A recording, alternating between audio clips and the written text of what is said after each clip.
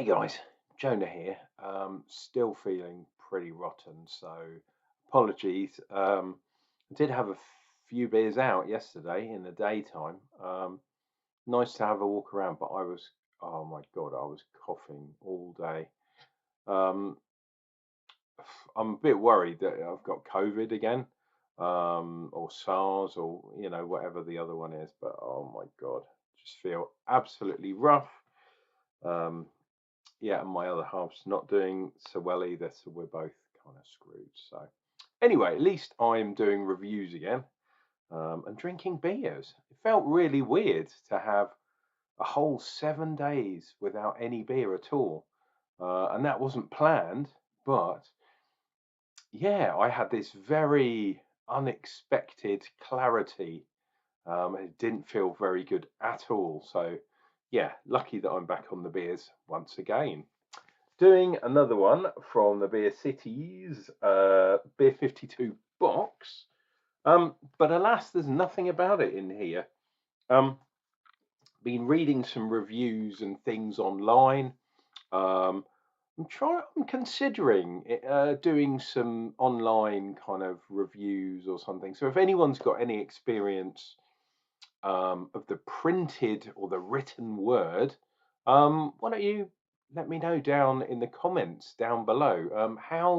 How do you get into kind of beer writing, beer journalism? Obviously, I've got a career of over 10 years of doing beer reviews through video. Um, Obviously, I do write-ups as well for the various agencies that I'm part of. But I always fancied turning my hand to doing some beer writing. Um, and yeah, how does one get started? That's the question of the day. Anyway, let us look at said beer. Here it is. It is the MCR Pale by Seven Brothers, who are based in Manchester. 4.0. I thought that was 8 for a second. 4% basically, and we've got a lovely skyline. Is that Manchester skyline? I wouldn't be surprised if it is. And as we screen round, we got important information. Um, you can be vegan, but you can't be pregnant to drink this beer, unfortunately. Um, and it says here, crafted in the heart of Manchester. I told you. And it's using 100% British ingredients. So that's the obviously the hops and the malts there. Manchester Pale, true reflection. Oh, is that what MCR means? Manchester. I guess it's the it says Manchester Pale there, and then it says MCR. I suppose that is Manchester. I guess that's the station or something like that. Brewed with British hops and malt, this pale ale offers spicy, zesty aromas with a crisp finish, as refreshing as Mancunian rainfall. Quite interesting. I quite like that right up there. Talks about 7 brothers doing things slightly different because of each brother. Oh, brother! And all that kind of jazz. Right. Let us open this up. I do have some information on the bubbling away on the Beer 52 website. So we've got 3 different hops. We've got Godiva or Godiva, obviously the lady of the bunch, Bramling Cross and Ernst or Ernest. Yeah, Bramling Cross is probably the one I know the most because it's local to me down here. Bramling is a small village not that far away from where I am. Part of the Wye Valley hop program back in the day, and it is a dwarf variety, I believe. And for the malts, we've got, what have we got? We've got pale malt or extra pale malt, and we've got some wheat malt in there, which is nice to see. So it's not wheat as in wheat, it's wheat malted, which is cool. And my goodness me, look at the head on that bad boy. Let's get some fingers in the action. We are definitely looking 2.5 at least fingers. Real fluffy, lovely white head. Huge amounts of bubbles there, which will fast disappear, no doubt. Let us get a screenshot, because sometimes I forget these kind of things, but I'm going to stare at that head. It's ridiculous. And today, as you probably well know, dear viewer, is the last day of the Spring Beer Festival from Wetherspoons. Didn't do so well this year or this round, whatever it is. They don't do the summer one anymore, so it's just the spring and autumn. But I think I did 13 out of the 30 beers. And when you have basically a week off in the middle, I had the first few days and I had yesterday and today. So yeah, absolutely crazy. But yeah, got a few ticks, which is always good. Okay, I guess the wheat malt means that it's not as clear as perhaps it should be, but yeah, I'm not surprised. And this isn't claiming to be a crystal clear lager. I've been very disappointed with lager lately, especially craft lager. Some of the German lagers that I've had have been really good. Some of them, not so good. But the craft lagers, I just craft breweries, and I really don't like saying this, but they really shouldn't do traditional processes that they don't really know what they're doing. That makes sense. If you know about the lagering process, it can be very difficult. You can read it in the book, but you need to have 10, 20, 30 years of practical experience. You cannot just read it online, for example, and then claim that you're somehow the perfect craft lager brewery. Believe me, you're not. Uh, I would go one more and say there is no such thing as craft lager. It is an oxymoron. Let that one sink in. Right, let's see what we get from this. So we're getting some greenness, citrus type greenness, but I'm also getting a bit of like nettle, kind of like stinging nettle type vibe, like a kind of green herbaceous kind of thing. A little bit of kind of floweriness there too.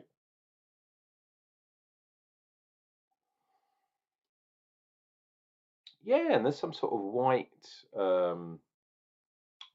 fruit, like high fruits. And there's a little bit of sweetness on the nose too. Interesting. Let's see what we get, dear viewer. Cheers and beers. Hopefully your weekend's gone very well. And yeah, it'll be a new week soon, so we can start this all over again. Cheers.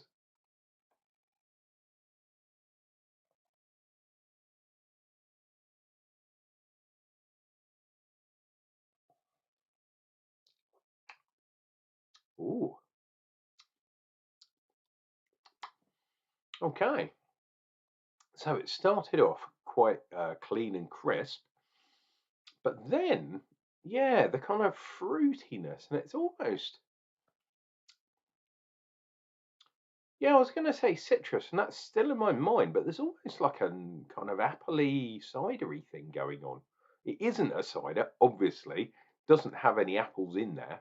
Um, but yeah, it's that kind of verdanty green thing, but kind of in an apple. Well, not green actually. It's more like a yellow apple, like yeah, a golden delicious, which is weird. There's a little bit of sweetness there too from the malts. I'm also getting a bit of yeastiness there too, which is interesting. Not so much as a Belgian say beer, um, something along those lines, but maybe it's where the wheat malt is as well. Maybe the wheat malt interacting with whatever yeast it is. It doesn't say what yeast it is giving me that kind of Belgian-y type thing. This is not a Belgian wheat beer by any means, or a Wit beer if it was a German one. But it's kind of got that tight flavour in there a little bit as well, which is kind of cool. Yeah, so what I'm saying is there are no cloves, there's no banana kind of yeast action, but you can taste the kind of yeast in this beer. Probably because it's so light, despite the kind of cloudiness to some degree. Um, yeah, it's not that kind of beer. It's a really light beer, but it just has a bit of that kind of flavour.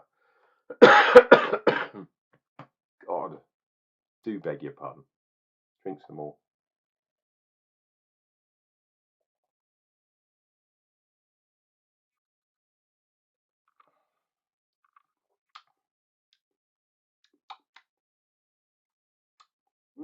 Yeah, it's interesting. It's quite easy drinking. Obviously 4%, but some of the flavours.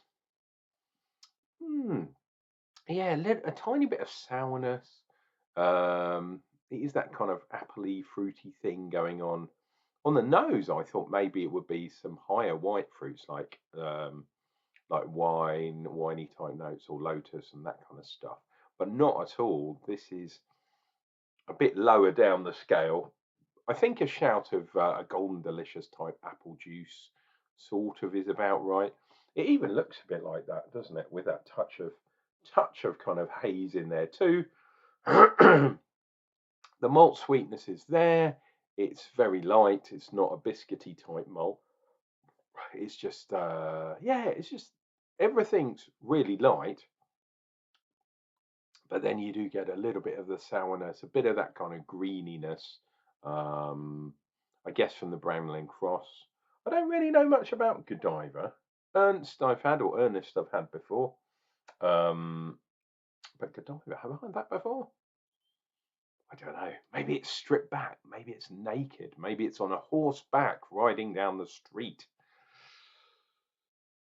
Or maybe that's just me. Let's get this finished off and you guys can be on your way.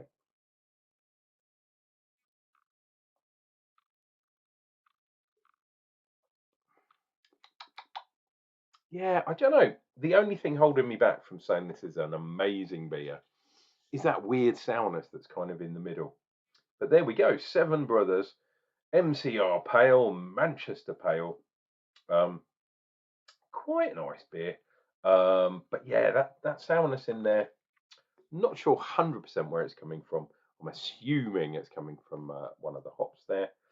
What do we got? Oh, we've got a sort of a cock, a cock supportive walking across my line of head there. That's nice to see. Not a huge amount of foam for foam watch. Um, yeah, I think all the foam at the beginning, it was a false starter, kind of talked the talk, gave me a nice big head at the beginning, but then, oof, evaporated into nothing. Guys, this has been your loving Uncle Jonah, coughing, spluttering, all that kind of jazz. But back on the drink, back on the sauce, um, and hopefully entertaining you. If you're new to the channel and you're still here, please think about subscribing, doing all that kind of stuff that YouTube likes doing. Does do me a real big favor, so please consider doing that. Share with your friends, click like, all the normal kind of YouTubey type stuff. And for everyone else, you know what I'm going to say. I'll be back, and I'm coming back with another beer review, and that's going to come up real soon.